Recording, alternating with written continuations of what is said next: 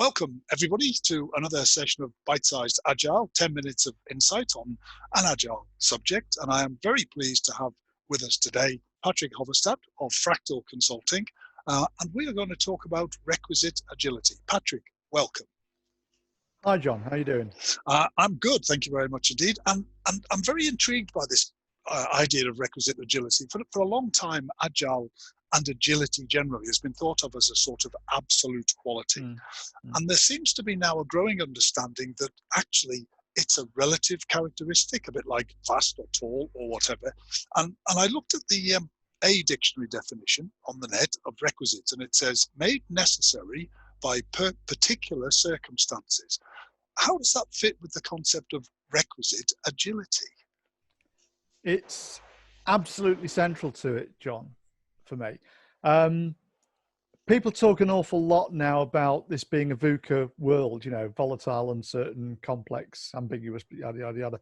I mean, actually, it's kind of always been, but it's not evenly distributed.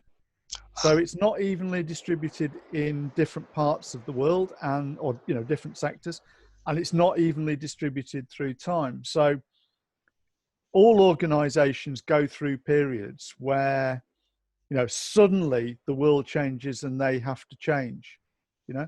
So what is required by the world you happen to be sitting in, change in terms of agility, changes dramatically through time. It's not a constant, you know.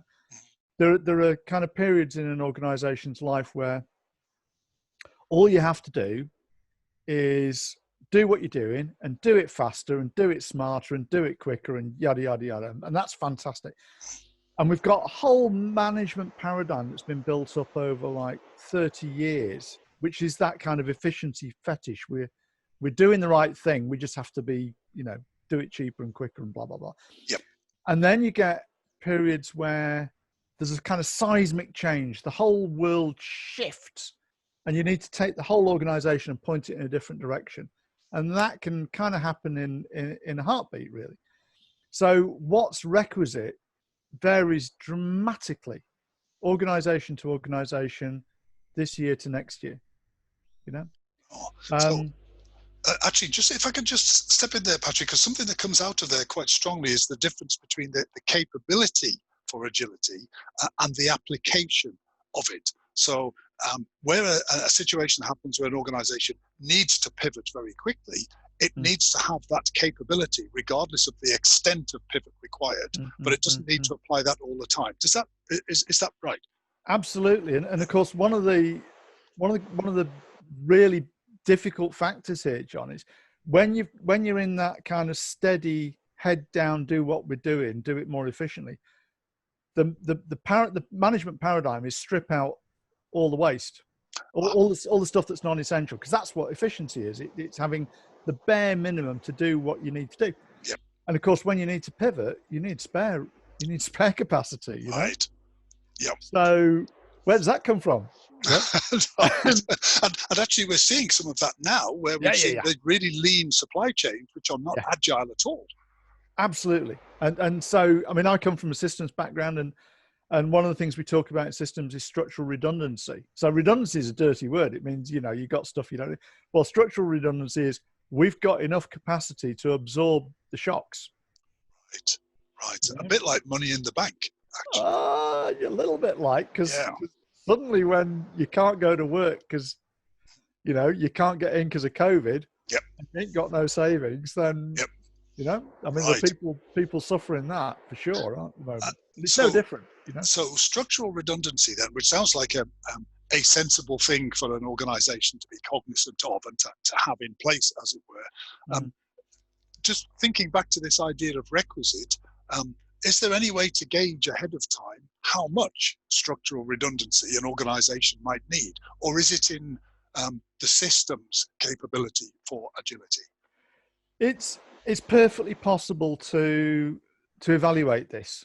So, I mean, basically, it's an equation between how much and how fast your world is going to change, and how much and how fast you've got to change. Because if through time you can't keep up with how fast the world's changing, then that's it. You know, game over. Yep. So the question, in a sense, is can you anticipate roughly how much it's going to change, or it might change, and what sort of capabilities you'd need? Once you've got that, it's not actually, there are some quite easy things you can do to improve that capability. You can kind of backfill resources. So if everybody's actually skilled up to do their boss's job, right, you can create capacity quite quickly. Yep. If you can reduce the time it takes to take decisions, you can speed up your response time dramatically. I mean, we've had clients where, they used to take 4 years to take a strategic decision, and you can get that down to, you can quite easily get that down to a month. You can get it down to a week if you have to, Which companies have had to, of course. Oh yeah.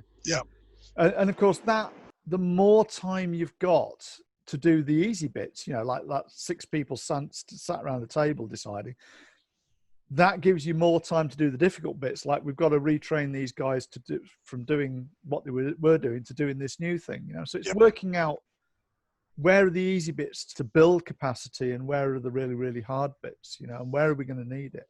So there's a big challenge here for leadership teams around this idea, because I remember this quote from Michael Crichton, which says, whenever an animal's behavior puts it out of touch with the realities of its existence, it becomes extinct. Yeah. And that therefore means if we think about the senior leadership team as the brain of the animal, it's their job to remain in touch with the realities, no matter how fast they're changing. Yes, it is. And some of that's thinking stuff, and some of it's having the feel of the world they're in. You can sometimes feel that the world's changing around you. Yeah, and that places clearly a very significant demand on the competencies in a senior leadership team. Think about what you said earlier. In either in the olden days or in the good times, efficiency is the key. So the people that led organizations were the ones that could help them become the most efficient, rather than the most effectively agile, which is what we need to see now. Yeah, and it's those pivot points. It's when it goes from real stable to really unstable that you find you've got the wrong management team for the new world. But holding that balance, the ideal is to have a balanced management team, right? And that creates tension, and people tend to recruit people that are like them, so they don't have to live with that dynamic tension. But that dynamic tension is kind of what keeps you alive. Very interesting, because that in a sense, that dynamic tension is what sits at the foundations of agility. Absolutely. Yeah, absolutely. Yeah. It's the same. It's many of the same principles of Agile with a capital A, but scaled up to the remit of a senior management team. Mm-hmm. You think about the sort of shift with Agile from waterfall and the certainty that the pseudo certainty that waterfall gave you. To no, what do we need to do next? And it's the same kind of emotional capabilities that you need to do it at a board level. That's really interesting. Yeah, different tooling, different technical capabilities. So, being able to do strategic foresight, like where might the world go, and because people often think you can't do that. You can. It's not hard. It's not that hard. Yep. We were talking to a big fashion retailer, and they said, "Oh well, we keep getting hit by these, customers wanting different stuff because their expectations have changed, and you can't foresee." You say, well, of course you can. Their expectations have changed because somebody else has given them that level of service. Yep.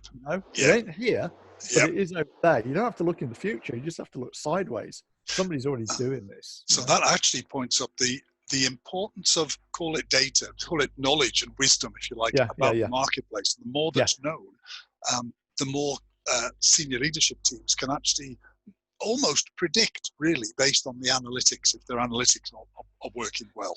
I think it's that combo, John. I love that thing you said about, from data to wisdom, which is your Rusak of the IKW, triangle. Because the data's always data about the past, and you're always on dodgy ground using it to predict. Yep. That's where the wisdom comes in. It's that combo. It's not just, I think the world's going to change. It is, the data's telling me this. That's what's been happening.